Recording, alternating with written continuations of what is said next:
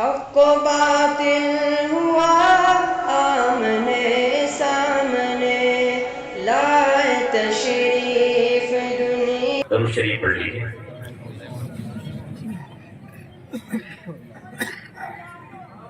الحمد لله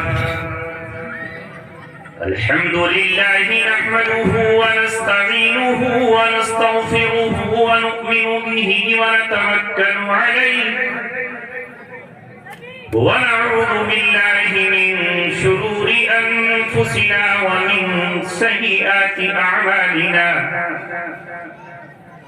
من يهده الله فلا مضل له ومن يضلله فلا هادي له، ونشهد أن لا إله إلا الله وحده لا شريك له، ونشهد أن سيدنا وسندنا وشفيعنا وحبيبنا ومولانا محمدا عبده ورسوله، وصلى الله عليه وعلى آله وصحبه وسلم تسليما كثيرا كثيرا.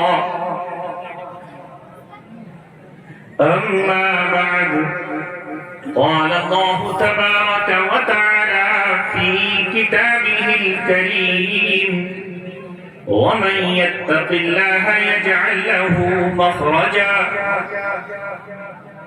ويرزقه من حيث لا يحتسب. صدق الله العلي العظيم. قال رسول الله صلى الله عليه وسلم: ليأتين على الناس زمان لا يبقى من الإسلام إلا اسمه، ولا يبقى من القرآن إلا رسمه. صدق رسوله النبي الكريم. ہوئیدا آج اپنے زخم پنہا کر کے چھوڑوں گا. ہوئیدا آج اپنے زخم پنہا کر کے چھوڑوں گا. لہو رو رو کے محفل کو گلستاں کر کے چھوڑوں گا. دکھا دوں گا زمانے کو جو ان آنکھوں نے دیکھا ہے. دکھا دوں گا زمانے کو جو ان آنکھوں نے دیکھا ہے. تجھے بھی مثل آئینہ حیران کر کے چھوڑوں.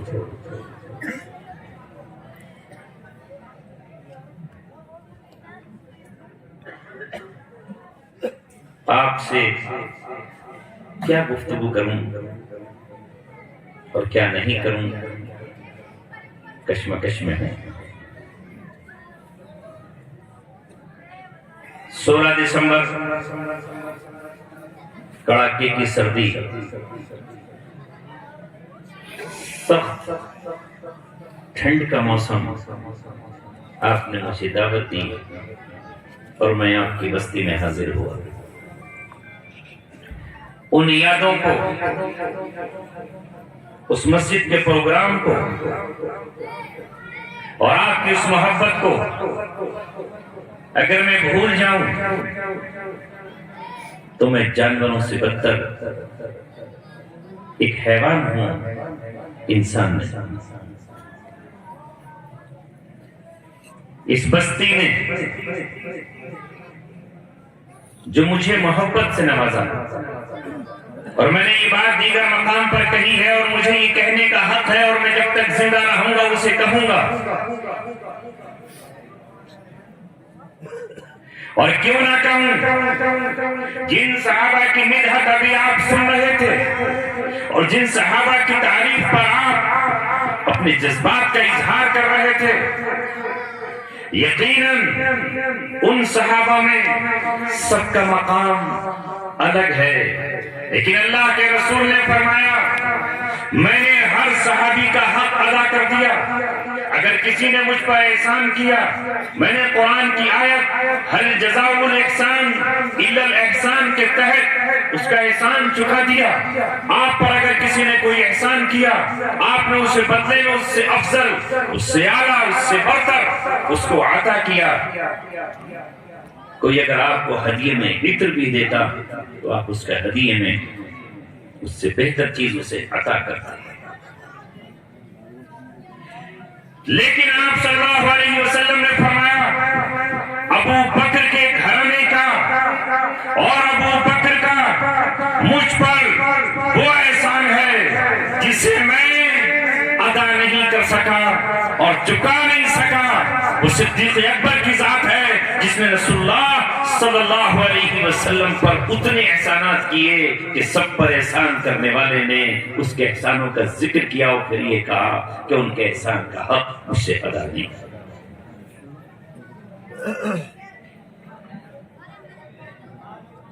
ان بچوں کو ذرا پیچھے کر دو. یہ اتنا شور ہے کہ میں نے ابھی ایک یوٹیوب پر اپنی وہ ڈالی ویڈیو, تو پانچڑی کا اتنا شور کہ لوگ کہیں گے کہ بھئی کیسی بستی ہے, اس میں نام بھی آتا ہے.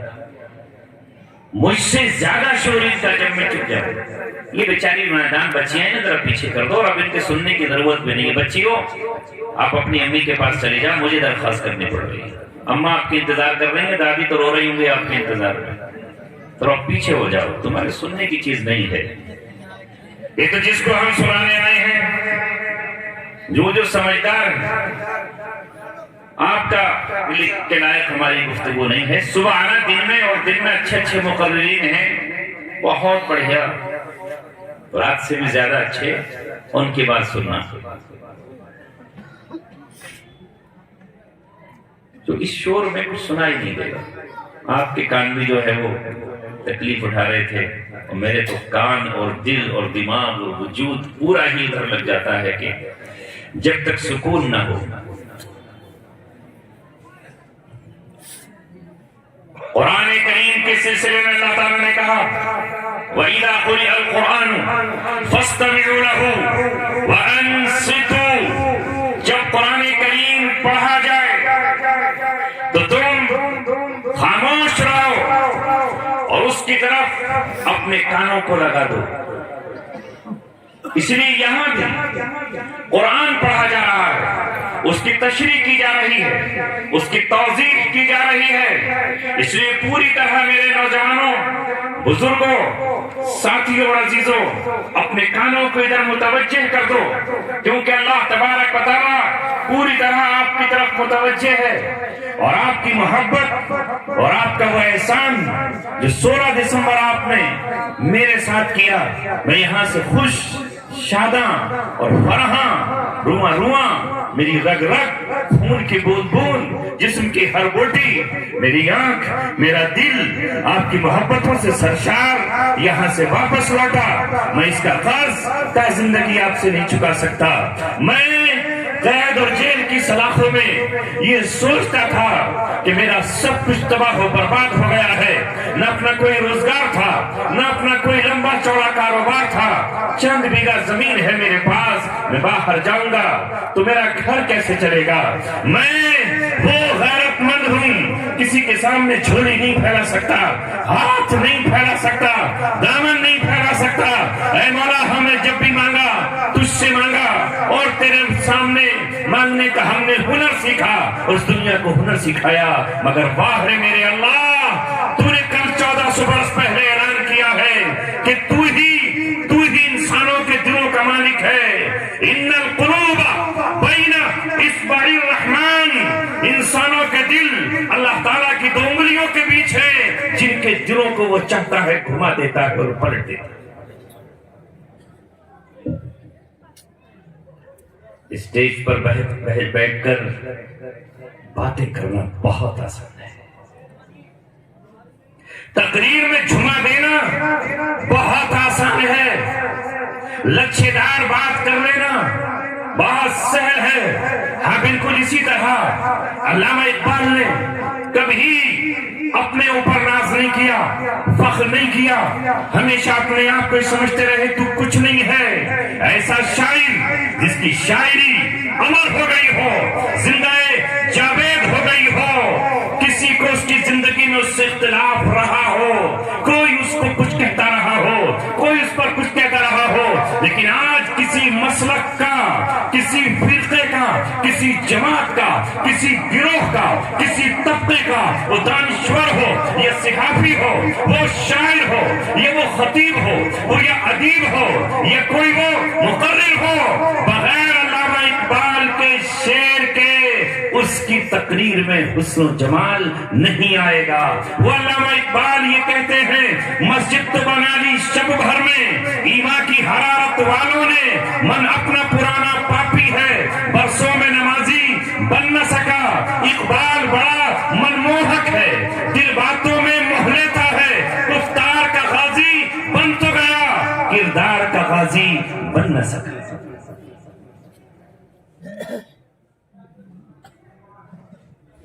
گفتار بہت آسان ہے۔ ابھی یہ بچہ تقریر کر رہا تھا اور میں تھا نہیں مقرر، رٹ کے تقریر آیا تھا، مجھ سے پوچھا اس بچے کو اجازت دیں، میں نے کہا بالکل دیجیے۔ مجھ پر بھی یہی دور گزرا ہے، میں بھی ایسے ہی تقریر رٹا کرتا تھا، اور جب جلسے ہوا کرتے تھے رامپور میں جس مدرسے میں پڑھتا تھا تو اس وقت میں بھی دل میں آرزوئیں اور ارمان لیے بیٹھا رہتا تھا، مجھے اجازت ملے گی اور میں مجمع کے سامنے تقریر کروں گا۔ مجھے کیا پتا تھا قدرت مجھے اس رٹتے رٹتے مقرر بنا دے گی اور کل قوم مجھے آواز دے گی۔ میں نے اپنے طالب علمی کے دور میں رامپور میں ڈھیر باز خان میں، جہاں میں پہلے مؤذن تھا اور اس کے بعد پھر اس مسجد میں امام تھا، میں نے ایک جگہ تقریر کرتے ہوئے جب تقریر کی تو وہاں حاجی صاحب نے یہ کہا میں آج پیشن گوئی کرتا ہوں انشاءاللہ ایک دن آپ ہندوستان بھر میں تقریر کرنے کے لیے جاؤ گے۔ میں نے کہا کہاں میں، اور کہاں یہ نکھت گل نسیم سوکھ تیری مہربانی۔ مجھے آج اس حاجی کا جملہ یاد آتا ہے، وہ اس دنیا میں نہیں ہے کہ اللہ تبارک و تعالیٰ نے مجھے گلی کوچوں میں، بازاروں میں، عیدگاہوں میں، ممبروں پر، محراب پر، پارکوں میں، ہر جگہ اللہ تبارک و تعالیٰ نے بلایا تو مجھے اپنا بچپن یاد آیا۔ میں نے کہا اس بچے کا دل ٹوٹ جائے گا، اور دل کسی کا توڑنا میں ایسا نہیں کر سکتا کہ کسی کا دل توڑوں۔ دل ہی تو سب کچھ ہے، دل نہ ہو تو اس کے بغیر ہے کیا؟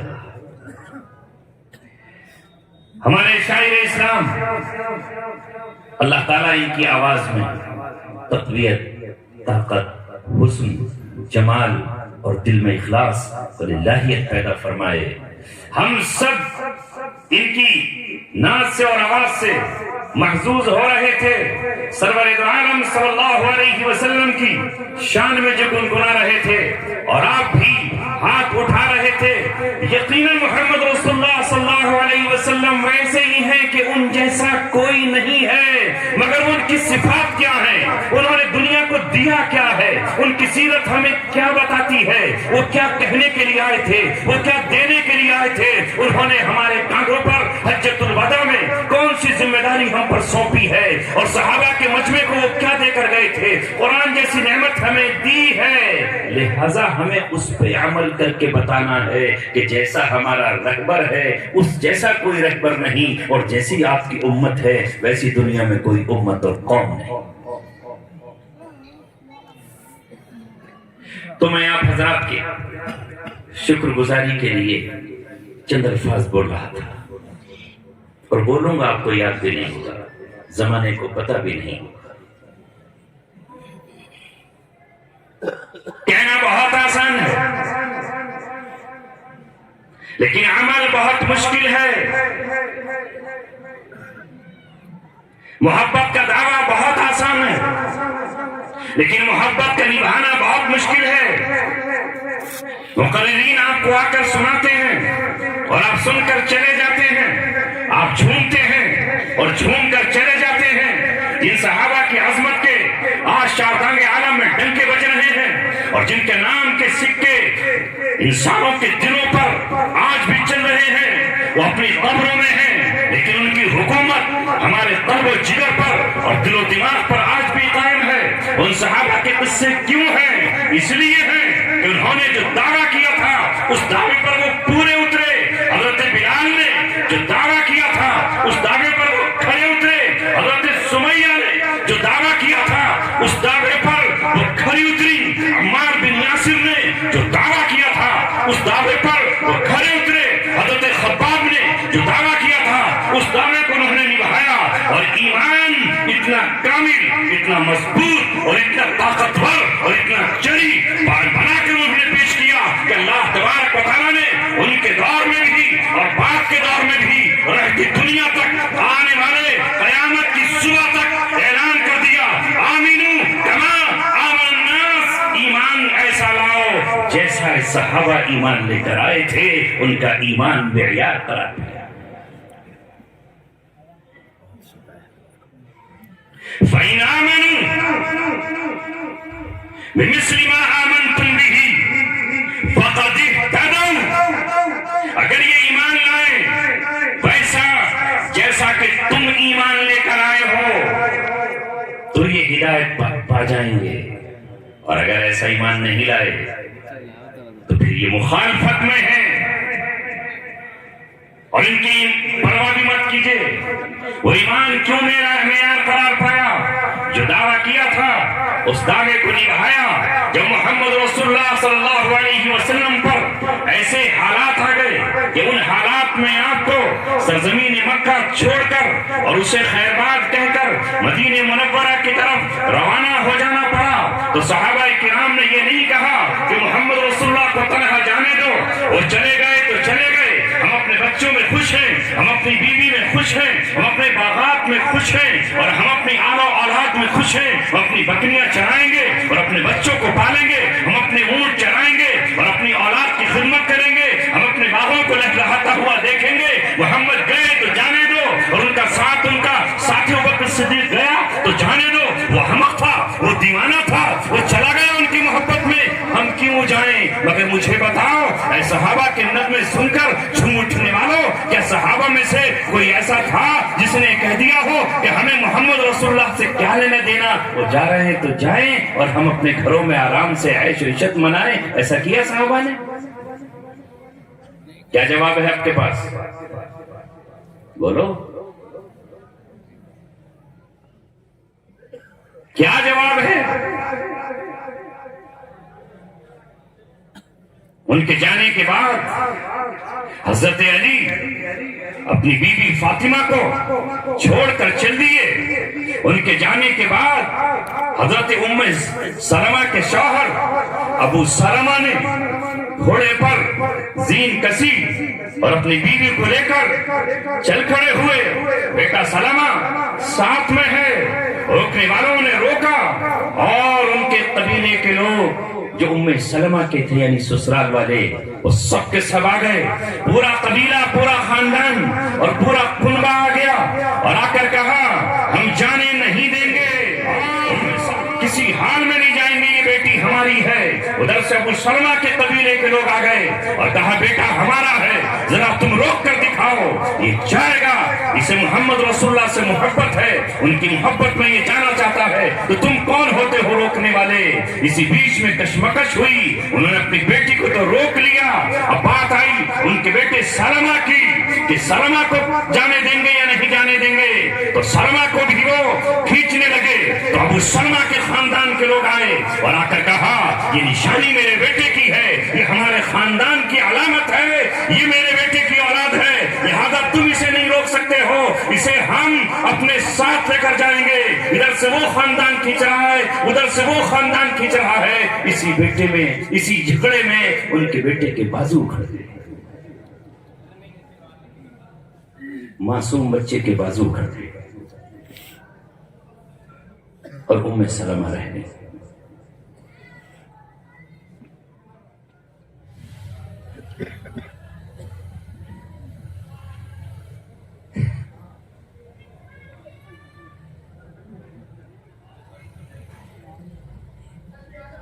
کیا کہوں آپ حضرات سے، کیا سناؤں اس قوم کو جس کو شعور ہی نہیں ہے کہ وہ سنے کہ نہ سنے. اس کے کان میں کچھ آ کے کہہ رہا ہے، کیا کر رہے بھیا؟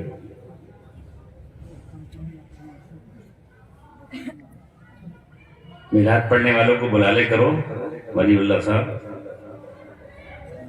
اور وہ یہاں کو سنا کے چلے جائے گا.